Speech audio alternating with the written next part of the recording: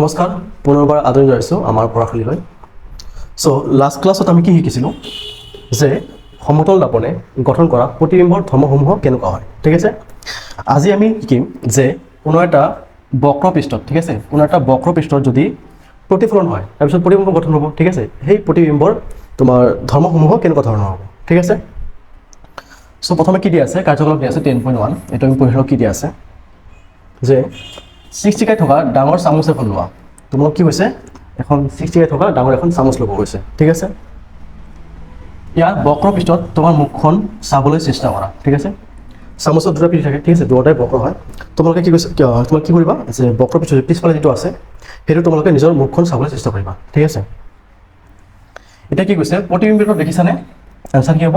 দেখা পাইছোঁ। ঠিক আছে, ই তোমাৰ মুখখনতকৈ ডাঙৰ নে সৰু? চ' এনচাৰটো কি হ'ব? সৰু হ'ব। ঠিক আছে, তাৰপিছত কি হৈছে, চামুচখন মুখৰ ওচৰৰ পৰা লাহে লাহে আঁতৰাই নিয়া। এতিয়া কি হৈছে, চামুচখন মুখৰ সন্মুখৰ পৰা লাহে লাহে আঁতৰাই ল'ব গৈছে। প্ৰতিবিম্বলৈ লক্ষ্য কৰা, ই কেনেধৰণে সলনি হয়। চ' তোমালোকে দেখিব পাবা যে প্ৰতিবিম্বটো কি হৈছে, লাহে লাহে আৰু সৰু হৈ আছে। কি হ'ব? আৰু অধিক সৰু হৈ থাকিব। ঠিক আছে, নেক্সট কি কৈছে, এতিয়া চামুচখন ওলটাই লোৱা আৰু ওপৰৰ ক্ৰিয়াকলাপৰ পুনৰাবৃত্ত কৰা। যিটো আমি এতিয়া কৰিলোঁ এইটো ওলটাকৈ কৰিম। ঠিক আছে, এতিয়া প্ৰতিবিম্বটো কেনেকুৱা ধৰণৰ হৈছে। চ' এতিয়া প্ৰতিবিম্বটো কেনেকুৱা হ'ব? সৎ হ'ব,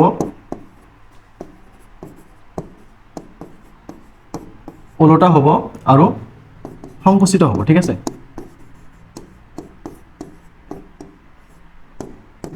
যদি তোমালোকে ভালদৰে লক্ষ্য কৰা দেখা পাবা যে প্ৰতিবিম্বটো কি হৈছে, সৎ হৈছে, ওলোটা হৈছে আৰু কি হ'ব, সংকুচিত হ'ব।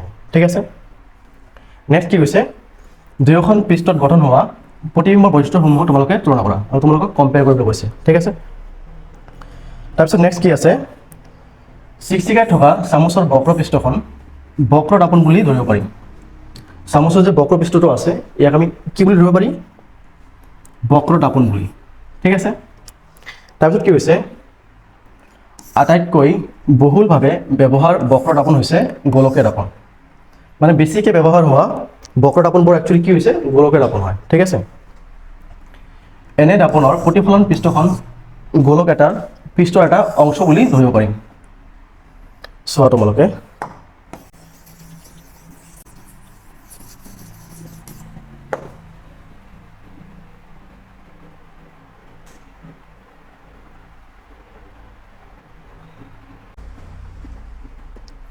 ইয়াতে কি কৈছে যে এনে দাপনৰ প্ৰতিফলন পৃষ্ঠখন গোলক এটাৰ পৃষ্ঠৰ অংশ বুলি ধৰিব পাৰিম।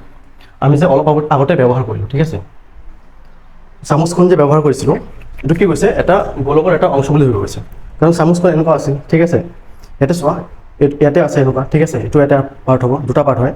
এইটো একচুৱেলি কি, এটা গোলকৰ অংশ বুলি ধৰিব গৈছে। ঠিক আছে, তাৰপিছত কি হৈছে, জীৱৰ দাপনৰ প্ৰতিফলন পৃষ্ঠখন গোলাকাৰ, তাক গোলকীয় দাপন বোলে। মানে জীৱৰ দাপনৰ প্ৰতিফলন পৃষ্ঠখন কি, গোলাকাৰ হয়, তাক কি বুলি কোৱা হয়, গোলকীয় দাপন। ঠিক আছে, আমি এতিয়া গোলকীয় দাপনৰ বিষয়ে সবিশেষ অধ্যয়ন কৰিম। এতিয়া আমি গোলকীয় দাপনৰ বিষয়ে ভালকৈ অধ্যয়ন কৰিম। ঠিক আছে, কি দিয়া আছে, গোলাকাৰ দাপন।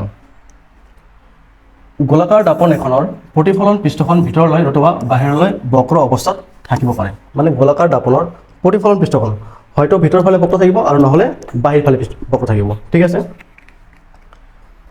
যিবিলাক গোলাকাৰ দাপনৰ প্ৰতিফলন পৃষ্ঠ ভিতৰলৈ বক্ৰ, অৰ্থাৎ গোলকটোৰ কেন্দ্ৰৰ দিশে মুখ কৰা, সেইবিলাকক অৱতল দাপন বোলে। ইয়াতে চোৱা পিকচাৰ দিয়া আছে। ঠিক আছে, ইয়াৰ প্ৰতিফলন পৃষ্ঠ এইটো আমাৰ প্ৰতিফলন পৃষ্ঠ। ঠিক আছে, প্ৰতিফলন পৃষ্ঠ কি, ভিতৰ ফালে আছে। ঠিক আছে, ভিতৰ ফালে প্ৰতিফলন পৃষ্ঠ। ঠিক আছে, এনেকুৱা দাপনক কি বুলি কোৱা হয়, অৱতল দাপন। ঠিক আছে, আৰু নেক্সট কি কৈছে, যিবিলাক গোলাকাৰ দাপনৰ প্ৰতিফলন পৃষ্ঠখন বাহিৰ দিশলৈ বক্ৰ, তেনেবোৰ দাপনক উত্তল দাপন বোলে। ঠিক আছে, ওলোটা।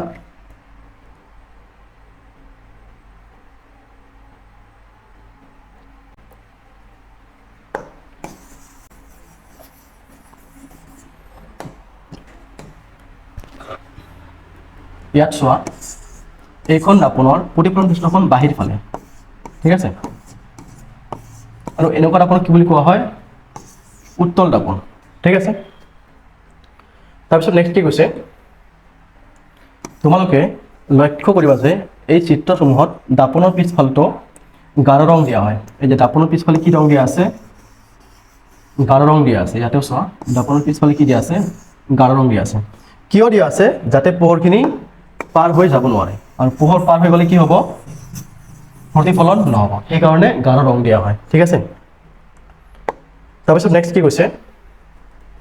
এতিয়া তোমালোকে বুজিছা যে চামুচৰ ভিতৰত দিছে বক্ৰ পৃষ্ঠখন অৱতল দাপনৰ সদৃশ আৰু বাহিৰ দিশে বক্ৰ পৃষ্ঠখন উত্তল দাপনৰ সদৃশ। ঠিক আছে, আমি যে অলপ আগতে চামুচখন ব্যৱহাৰ কৰিলোঁ, এইটো বাহিৰ পৃষ্ঠখন কেনেকুৱা ধৰণৰ? উত্তল দাপনৰ, আৰু ভিতৰ পৃষ্ঠখন কেনেকুৱা ধৰণৰ? অৱতল। ঠিক আছে, নেক্সট কি হৈছে? গোলাকাৰ দাপনৰ সন্দৰ্ভত অধিক আগবঢ়াৰ আগে আমি কেইটামান সংজ্ঞাৰ অৰ্থ জানিব আৰু বুজিব লাগিব। ঠিক আছে, গোলাকাৰ দাপনৰ বিষয়ে আলোচনা কৰোঁতে এই সংজ্ঞাসমূহক সঘনাই ব্যৱহাৰ কৰা হয়। তাৰপিছত নেক্সট কি কৈছে? গোলাকাৰ দাপনৰ প্ৰতিফলন পৃষ্ঠৰ কেন্দ্ৰবিন্দুক মেৰু বোলা হয়। ঠিক আছে, এইটো কি একচুৱেলি এটা গোলাকাৰ দাপন। ঠিক আছে, এইটো আমাৰ প্ৰতিফলন পৃষ্ঠ। ঠিক আছে, ইয়াৰ যিটো কেন্দ্ৰবিন্দু আছে মানে এই যে মাজত, ঠিক আছে, ইয়াক কি বুলি কোৱা হয়? মেৰু, আৰু ইংৰাজীত কি বুলি কোৱা হয়? পল। ঠিক আছে, ইয়াক কি বুলি কোৱা হয়? মেৰু। ইয়াৰো আছে মেৰু। ঠিক আছে, মনত ৰাখিবা। আৰু নেক্সট কি কৈছে? ই দাপনৰ পৃষ্ঠত অৱস্থিত। ই দাপনৰ পৃষ্ঠতে আছে, ইয়াতে অৱস্থিত। ঠিক আছে, এই পৃষ্ঠখনৰ ওপৰতে আছে। ঠিক আছে, পৃষ্ঠখনৰ ওপৰতে কি থাকে? মেৰু থাকে। ঠিক আছে, তাৰপিছত নেক্সট কি কৈছে?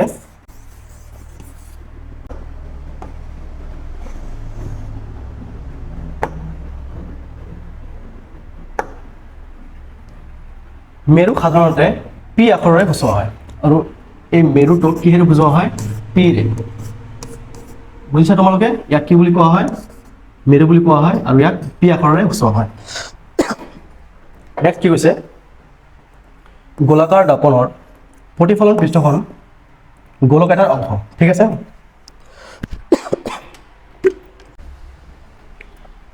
নেক্সট কি কৈছে? গোলাকাৰ দাপনৰ প্ৰতিফলন পৃষ্ঠখন গোলক এটাৰ অংশ। ঠিক আছে, এই অলপ আগতে আমি যে ব্যৱহাৰ কৰিলোঁ গোলকীয় দাপন, একচুৱেলি দেখাইছোঁ তোমালোকক যে এই গোলকীয় দাপনটো, ঠিক আছে, এইটো এটা কি? গোলক এটাৰ অংশ হয়। ঠিক আছে, এই গোলকটোৰ এটা কেন্দ্ৰ আছে, ইয়াতে চোৱা তোমালোকে। ঠিক আছে, এইটো কি? পি, মেৰু। ঠিক আছে, ই একচুৱেলি কি? এটা গোলকৰ অংশ হয়। ঠিক আছে, চ' ইয়াৰ কি আছে? এটা কেন্দ্ৰ আছে, আছে নে নাই? আছে। ঠিক আছে, এই বিন্দুটোকে গোলাকাৰ দাপনৰ ভাঁজ কেন্দ্ৰ বোলে, আৰু এই বিন্দুটোক কি বুলি কোৱা হয়? ভাঁজ কেন্দ্ৰ। ইয়াক চি আখৰেৰে সূচোৱা হয়, আৰু ইয়াক কিহেৰে বুজোৱা হয়? চি। ঠিক আছে, নেক্সট কি কৈছে?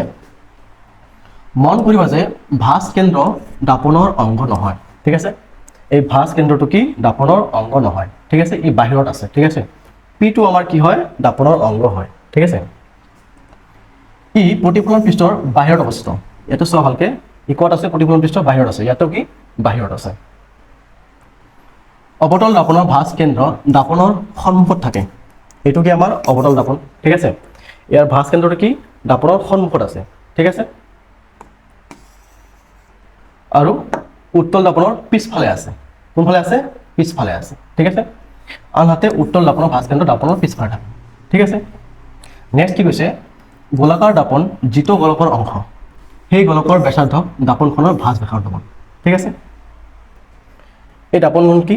এই গোলকৰ এটা অংশ। ঠিক আছে, চ' এইখিনি কি বুলি কোৱা হ'ব? ব্যাসাৰ্ধ বুলি কোৱা হ'ব। ঠিক আছে, আৰু ইয়াকে কি বুলি কোৱা হয়? গোলকীয় দাপনৰ ভাঁজ ব্যাসাৰ্ধ। ঠিক আছে, আৰু ইয়াক আৰেৰে বুজোৱা হয়। ঠিক আছে, কিহেৰে বুজোৱা হয়? আৰেৰে। ইয়াক আৰ আখৰেৰে সূচোৱা হয়। তেনেহ'লে তোমালোকে লক্ষ্য কৰিবা যে দূৰত্ব পি চি ভাঁজ ব্যাসাৰ্ধৰ সমান। এই যে দূৰত্ব পি চি, ঠিক আছে, এইখিনি এই ভাঁজ ব্যাসাৰ্ধৰ কি? সমান হয়। ঠিক আছে, এইখিনি ভাঁজ ব্যাসাৰ্ধৰ কি হয়? সমান হয়। তাৰপিছত কি কৈছে? গোলাকাৰ দাপন এখনৰ মেৰু আৰু ভাঁজ কেন্দ্ৰৰ মাজেৰে সৰল ৰেখা এডাল কল্পনা কৰা। কি কৈছে? মেৰু আৰু ভাঁজ ব্যাসাৰ্ধৰ মাজেৰে আমি কি কৰিছোঁ? এটা ইয়াৰ ফালে এটা সৰল ৰেখা কি কৰিছোঁ? কল্পনা কৰিছোঁ। এইফালেও চেম।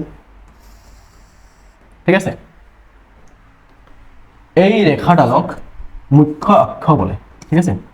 এইখিনি ৰেখা কি বুলি কোৱা হ'ব? মুখ্য অক্ষ, ঠিক আছে। এইখিনি কি বুলি কোৱা হ'ব? মুখ্য অক্ষ। নেক্সট কি কৈছে? মনত ৰাখিবা যে মুখ্য অক্ষ দাপনৰ মেৰুত দাপনৰ ওপৰত লম্ব, আৰু এই মুখ্য অক্ষডাল দাপনৰ ওপৰত কি হ'ব? লম্ব হ'ব, ঠিক আছে। ইয়াতে 90 ডিগ্ৰী কোণ কৰিব, ইয়াতে মনত ৰাখিবা কি কৰিব? 90 ডিগ্ৰী কোণ কৰিব, অৰ্থাৎ লম্ব।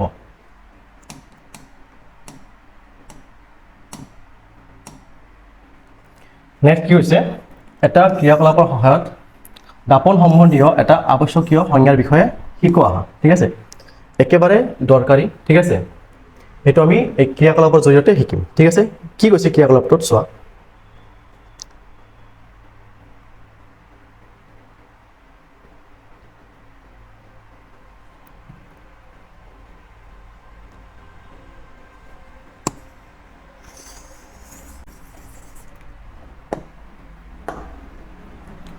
প্ৰথমে কি দিয়া আছে? সাৱধান, সাৱধান হ'ব লাগিব আমাৰ। কিয়? কি কৈছে? সূৰ্যলৈ পোনে পোনে নাচাবা। সূৰ্যলৈ আমাক পোনে পোনে চাব বাধা কৰিছে, ঠিক আছে। আনকি সূৰ্যৰ পোহৰ প্ৰতিফলিত কৰা দাপনৰ ফালেও নাচাবা, আৰু সূৰ্যৰ পোহৰ যে প্ৰতিফলিত কৰিব দাপনে, তাৰ ফালেও কি তোমালোকে নাচাবা। ই তোমালোকৰ চকুৰ ক্ষতি কৰিব পাৰে, ঠিক আছে। নেক্সট কি কৈছে? অৱতল দাপন এখন হাতত লৈ ইয়াৰ প্ৰতিফলন পৃষ্ঠখনত সূৰ্যৰ ৰশ্মি আপতিত হ'বলৈ দিয়া। তোমাক কি কৈছে? এখন অৱতল দাপন ল'ব কৈছে, আৰু তাত সূৰ্যৰ ৰশ্মি কি আপতিত হ'ব দিছে, ঠিক আছে। দাপনখনে প্ৰতিফলিত কৰা ৰশ্মিবোৰ দাপনৰ ওচৰত ৰখা কাগজৰ টুকুৰা এটাত পৰিবলৈ দিয়া। তাৰপিছত কি হ'ব? এই দাপনৰ পৰা ৰশ্মিখিনি প্ৰতিফলিত হ'ব, আৰু এই প্ৰতিফলিত ৰশ্মিখিনি এখন কাগজৰ ওপৰত পৰিব দিছে, ঠিক আছে, পৰিবলৈ দিব কৈছে। নেক্সট কি কৈছে? কাগজত পোহৰৰ উজ্জ্বল স্পষ্ট বিন্দু এটা নেদেখালৈকে কাগজখনৰ টুকুৰাটো অঁকা পিছা কৰা। যেতিয়ালৈকে তোমালোকে কাগজখনৰ এটা উজ্জ্বল স্পষ্ট বিন্দু নাপাবা, তেতিয়ালৈকে কাগজখন কি অঁকা পিছা কৰিব কৈছে, ঠিক আছে। দাপন আৰু কাগজৰ টুকুৰাটো একে ঠাইতে কেইমিনিটমান ধৰি ৰাখা। তাৰপিছত যেতিয়া তোমালোকে বিন্দুটো পাই যাবা, তাৰপিছত এই কাগজৰ ওপৰত মানে স্পষ্ট বিন্দুটো পঢ়ালৈকে তোমালোকে ধৰি ৰাখিব কৈছে, ঠিক আছে। তোমালোকে কি লক্ষ্য কৰিলা আৰু কিয়? আমি কি লক্ষ্য কৰিলোঁ ইয়াতে বুজিম, ঠিক আছে। কি কৈছে? পোনতে কাগজখন ধোঁৱা উৎপন্ন কৰি জ্বলিবলৈ আৰম্ভ কৰিব, ঠিক আছে।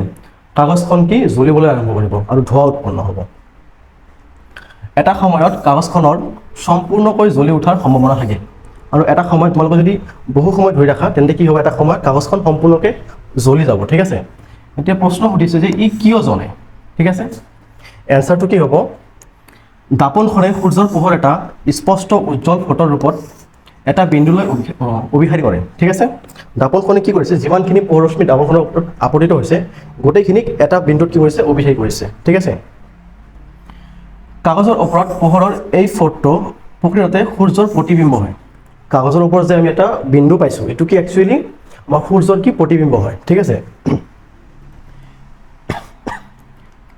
এই বিন্দুটোৱে হ'ল অৱতল দাপনৰ ফ'কাছ বা নাভি, আৰু যি বিন্দুত মানে দাপনখনে পোহৰ ৰশ্মি কি কৰিছে? অভিসাৰী কৰিছে, ঠিক আছে।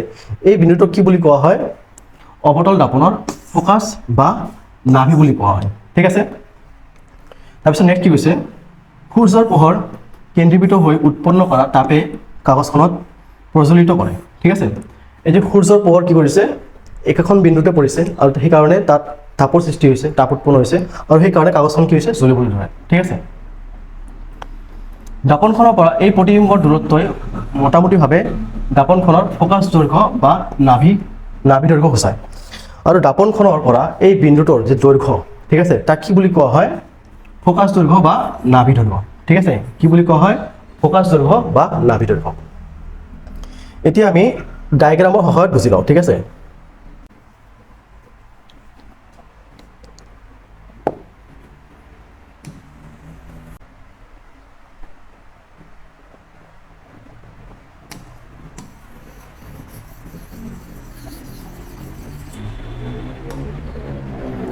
কি কৈছে? এই পৰ্যবেক্ষণটো আমি এটা ৰশ্মি চিত্ৰৰ সহায়ত বুজিবলৈ চেষ্টা কৰোঁ, ঠিক আছে। 10.28 এইখন পিকচাৰ, ঠিক আছে। ভালদৰে লক্ষ্য কৰা। মুখ্য অক্ষৰ সমান্তৰালকৈ কেইবাডালৰ ৰশ্মি অৱতল দাপনখনত আপতিত হৈছে, ঠিক আছে। এইটো কি আছিল আমাৰ মুখ্য অক্ষ আছে, ঠিক আছে। ইয়াৰ সমান্তৰালকৈ অসীমৰ পৰা কি হৈছে কেইটামান পোহৰশ্মি কি হৈছে আপতিত হৈছে, ঠিক আছে।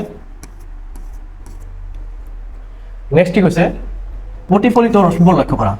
আপতিত হোৱাৰ পিছত কি হৈছে গোটেইখিনি প্ৰতিফলিত হৈছে, এইটো ইফালে দি আহিছে, এইটো ইফালে দি আহিছে, ঠিক আছে।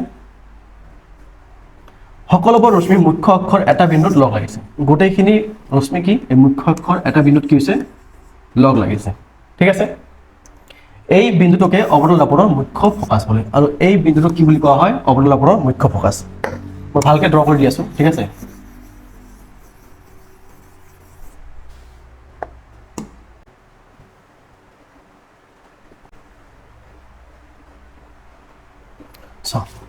এইটো আমাৰ অৱতল দৰ্পণ, ঠিক আছে। এইটো কি আছিল পি, এইটো কি আছিল চি, এইটো আমাৰ মুখ্য অক্ষ, ঠিক আছে। চ' কি হৈছে অসীমৰ পৰা যেতিয়া অসীমৰ পৰা পোহৰশ্মি আপতিত হ'ব সদায় সমান্তৰালভাৱে হ'ব, মনত ৰাখিবা, ঠিক আছে। চ' কি হৈছে ইয়াৰ পৰা পোহৰশ্মি ইয়াতে আপতিত হৈছে, ঠিক আছে।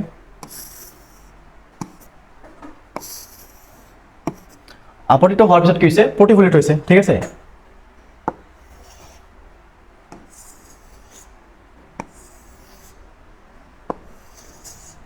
যেতিয়া প্ৰতিফলিত হৈছে গোটেইখিনি বিন্দু, ঠিক আছে, গোটেইখিনি ৰশ্মি মুখ্য অক্ষৰ এটা বিন্দুত কি হৈছে সংলগ হৈছে, ঠিক আছে। এই বিন্দুটোকে কি বুলি কোৱা হয় ফকাছ বা নাভি, ঠিক আছে। এইটো আমাৰ অৱতল দৰ্পণৰ ক্ষেত্ৰত। আৰু উত্তল দৰ্পণৰ ক্ষেত্ৰত কেনেকুৱা হ'ব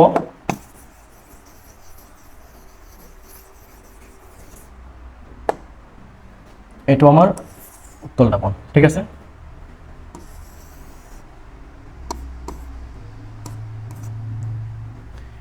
ইয়াত যদি অসীমৰ পৰা পোহৰশ্মি আপতিত হয়,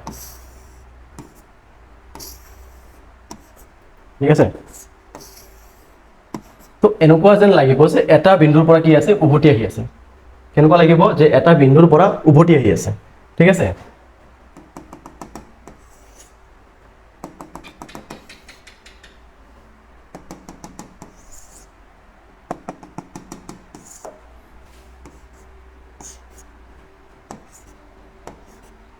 আৰু এই বিন্দুটোক কি বুলি কোৱা হ'ব ফকাছ বা নাভি। উত্তল দৰ্পণৰ ক্ষেত্ৰত কি হয় এটা বিন্দুত অভিসাৰী হয়, ঠিক আছে।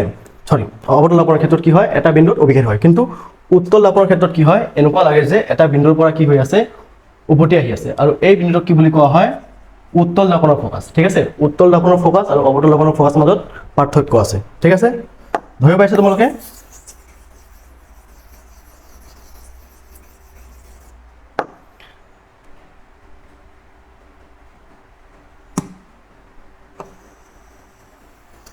তাৰপিছত কি কৈছে কিতাপত চাই লোৱা এবাৰ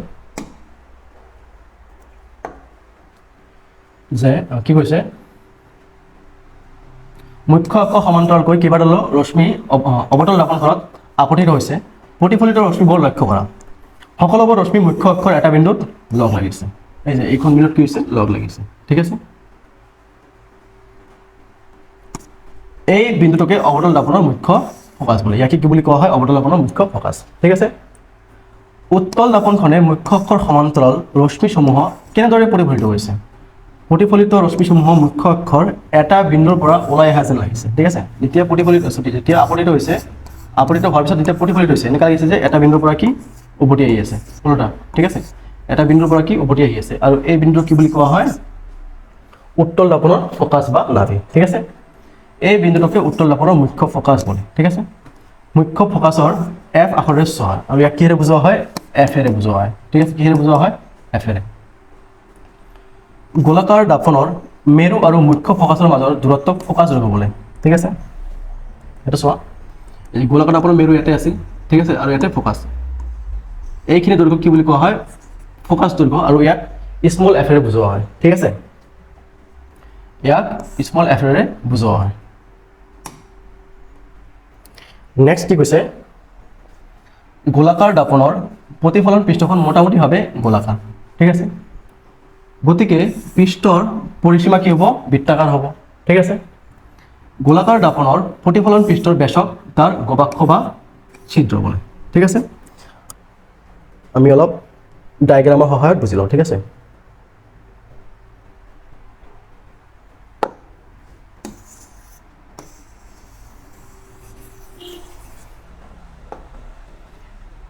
এইটো আমাৰ কি অৱতল দাপন এইটো আমাৰ মুখ্য অক্ষ ঠিক আছে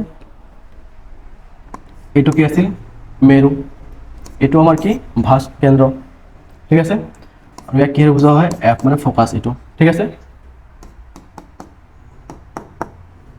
এটা কি কৈছে গোলাকাৰ দাপনৰ প্ৰতিফলন পৃষ্ঠখন মোটামুটিভাৱে গোলাকাৰ এইখিনি কি গোলাকাৰ আমি দেখা পাইছো হয় নহয় নেক্সট কি কৈছে গতিকে পৃষ্ঠৰ পৰিসীমা বৃত্তাকাৰ ইয়াৰ যেটো পৰিসীমা হ'ব এটোও কি হ'ব বৃত্তাকাৰে হ'ব ঠিক আছে নেক্সট কি কৈছে গোলাকাৰ দাপনৰ প্ৰতিফলন পৃষ্ঠৰ ব্যাসক তাৰ গবাক্ষ বা ছিদ্ৰ বলে যে প্ৰতিফলন পৃষ্ঠ যে আছে ঠিক আছে এইখিনি দূৰত্ব কি বুলি কোৱা হয় গবাক্ষ বা ছিদ্ৰ ঠিক আছে এইখিনি দূৰত্ব কি বুলি কোৱা হয় গবাক্ষ বা ছিদ্ৰ mn দূৰত্বই দাপনখনৰ গবাক্ষ সূচাইছে ইয়াক যদি আমি m আৰু n লিখিতো এইখিনি দূৰত্ব কি বুলি কোৱা হ'ব গবাক্ষ বা ছিদ্ৰ ঠিক আছে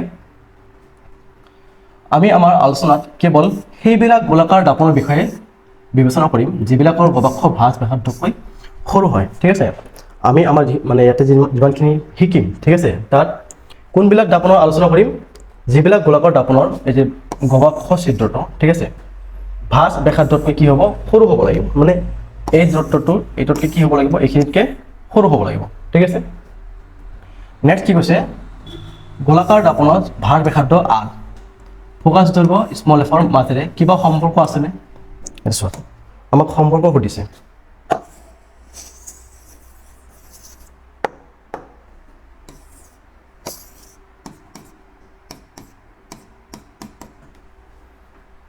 এইখিনি দূৰত্ব কি আছিল r আছিল স্মল এফ ঠিক আছে কি কৈছে যে গোলাকাৰ দাপনৰ ভাঁজ ব্যাসাৰ্ধ r এই যে r ঠিক আছে